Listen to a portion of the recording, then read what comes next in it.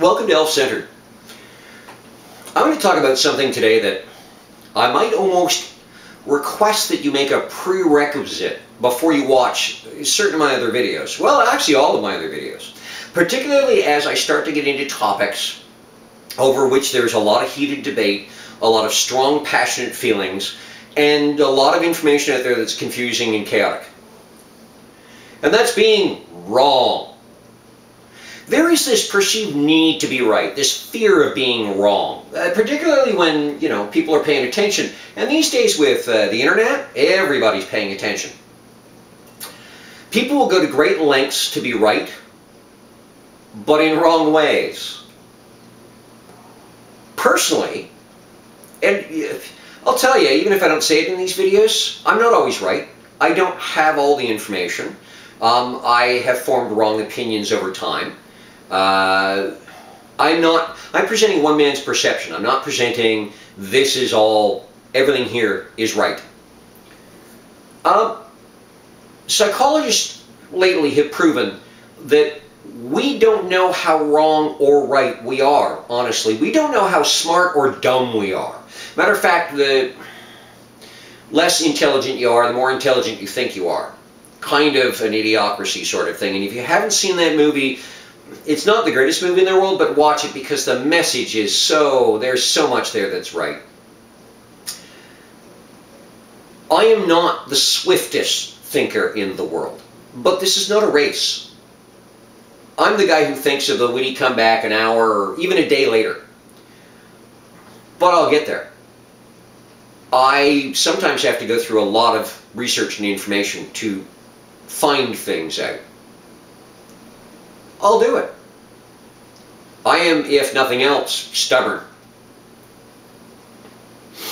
Probably because I'm old.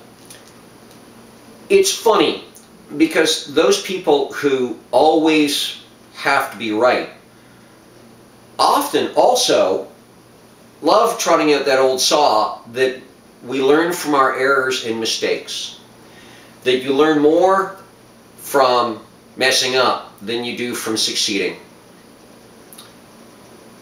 And yet that requires you to be wrong. The only way to be right is to be wrong. Really. There are grades of right and wrong. It's not a black and white thing like the two words, antonyms, seem to imply. There's a lot of gray in there. There are shades of being right and wrong. Really, honestly. There are certain things that you can only be right or wrong on. But when you take into consideration personal experience, subjectivity, a whole lot of information, there are shades. There are places where one can say, I believe this is wrong, but these parts are right. Or vice versa. Generalizations do not help. I do generalize a lot. I will normally let you know when I'm generalizing. Generalizing, in my opinion, means the bulk of or majority of this group of people responds in this way or thinks this thing or what have you. There are people who generalize because, all men are, all women are. There's a saying a friend of mine likes to bring out from time to time that I really agree with. Your enemies will show you mercy. Your friends never will. Friends are friends because they'll call you on stuff, unless you surround yourself with yes men. And I don't know why you do that, but that's up to you. I can't. Friends will call you on your crap. There is going too far with this. I do have friends who have attempted to call me on what they perceive as being my crap so often that I really don't share a lot of stuff with them anymore. Because I'll get the response, it's not all about you, sunshine. I'll get the, oh, well, yeah, you've got it so rough, but etc., etc. Far too many people don't hear these days. They listen, they don't hear. They're too busy formulating their next response, their own presentation of an opinion. If it's relevant and important, that's good. And it's one of the reasons why, and you've seen that video hopefully by now, with respect to a lot of things, I shut up. I wait to find those friends who show me that they are at least accepting of me speaking about certain things before I will speak of those things. Some things I don't ever speak of because I've never gotten those signals. Other things, yeah, over time. Which is why I love having parties with friends from different diverse areas of my life coming together, because they all know a different facet of me. And one of the most entertaining and fun things for me to hear is, so where do you know the elf from? And that's usually my cue to leave the room, because the looks and the responses and the fascination sometimes can be a little too entertaining. These videos are not always right, and they're not about being right. Like I said, they're one elf's perception, they're mine. What I hope people take away from this is, I hope they make people think a little bit. There will be those who go, oh, bang on, and those who are, oh, he's so way off base. But much like it's said often, we need to converse about certain things. I'm looking for things that we need to converse about. And maybe starting a conversation, whether it's between you and I or you and other people. That's the important thing for me, that there is a conversation. One of my favorite responses is when people share my videos and say, he's not wrong. It's very different than saying he's right. He's right, to me, says, I agree with him completely 100%, no thinking required. He's not wrong, again to me, says, you know, he's got me thinking. I'm not sure if I agree with everything here, but I don't think he's wrong. It's a very subtle shading, but it's the way I take it. I prefer to hope, I hope that these videos instigate critical thinking. There's a lot of lazy thinking out there these days. Memes are an incredible lazy thinking. To think that you can boil down some huge topic into a couple of lines on a picture.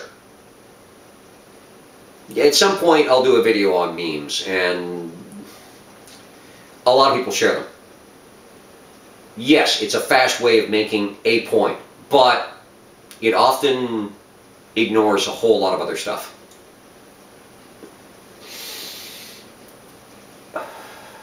Listening versus hearing. Listening is a skill.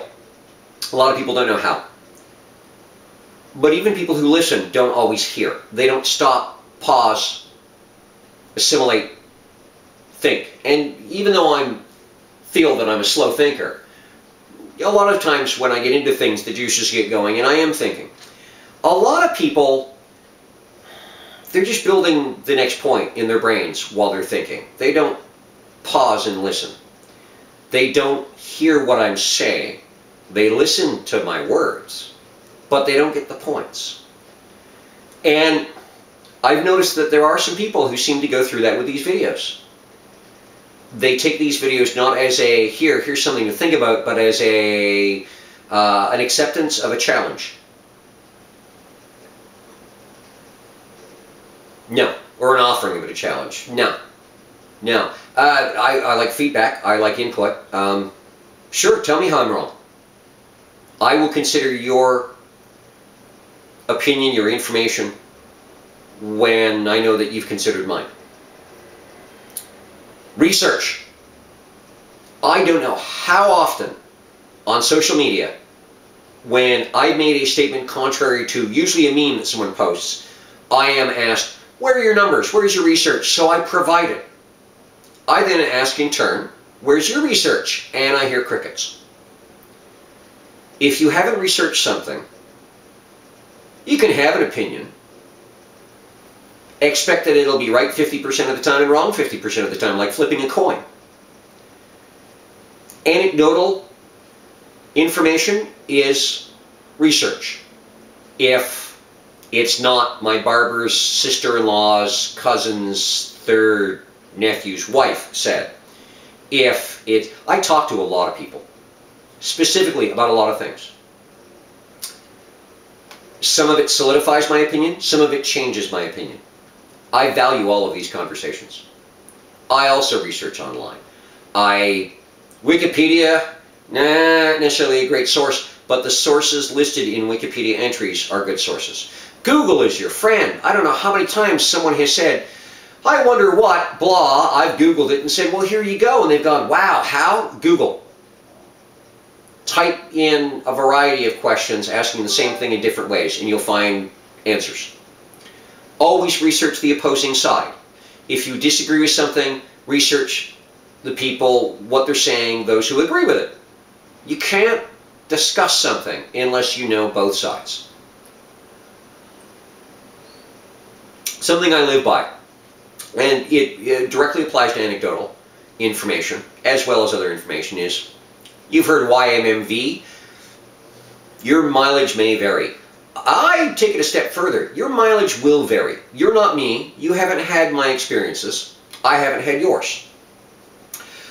Some of our experiences will be mutually supportive and some of them will not. I've gotten into many passionate discussions with my business partner in our promotions company about clubbing and what goes on and how audiences respond and all of that fun stuff. Because we both come from different genres, different clubs, different areas in this great big thing called music. And so our experiences vary in certain areas.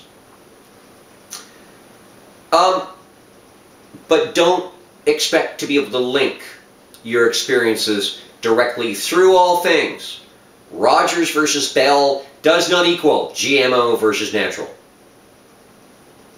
There are differences. There is soft science, psychology, sociology, there is hard science. Understand the difference between the two. You have to own your wrongness. I'm responsible for my wrongness. When I am shown to be wrong, I'll embrace it and I'll change it. It's about changing your opinion when sufficient proof is offered to show that you're wrong. It seems to kind of disturb people sometimes when I'll have a multi-day, heated, passionate discussion with someone, and then I'll realize, something will click and I'll realize what they're saying is indeed correct and I have been wrong, and then I'll say, oh, excellent, I will accept your statements. My apologies, I was wrong, you are correct. They suddenly feel as if, wait a minute, no, you're just saying that to make me feel happy or something, or to stop the argument. No, I am saying that because I have been shown that my opinion was an error and that there was something, there was a difference that was right. So I am embracing that. Because again, going back to the desire to be right, the fear of being wrong, I'm not going to hold on to a wrong opinion. Why should I? That's destructive, not constructive, and it's just dumb. The buck stops here. There was a president that said that. People these days like to point fingers. Well, society's responsible. That person did it. I'm innocent. Accept responsibility for your wrongness, your mistakes, your errors. Good thing about the buck stopping here is, end of the day, I got a buck. You don't. I put enough of those bucks together, I can go out and have myself a fine meal. You're still going to be eating at Harvey's. Being wrong is not a bad thing. Being right for the wrong reasons, that's a bad thing. Being obstinately right without being open-minded, bad thing. I know that there are people watching my videos who are very open-minded. I know that there are those who wish to discuss this because in person or through comments or looking forward to seeing me next week and talk about various topics. And people are suggesting topics all the time. People are asking me to come on my videos as guests. I'm flattered. I really am. For videos that get, maybe 100 views if I'm lucky, I'm extremely flattered. But then there are those people, and I have a good sense of who you are, who just want to argue. Just want to slap me about the head and shoulders with that frozen fish of your opinion until I submit. That's not going to happen. If you can prove, and there are ways of doing this without having hard facts and statistics and science, that I'm wrong, I welcome that, because that allows me to grow and become a better person. However, you've got to hear what I'm saying. And if we're presenting counter-arguments, again, there's shades of gray. We might both be right. But I'm so getting tired of people telling me that I'm always wrong because. Full stop, period. You're not my mom. You don't get to say that. So don't stress it so much. Right, wrong, it's all a journey. They're all steps on the way. Thanks for watching Elf Centered. I really appreciate it.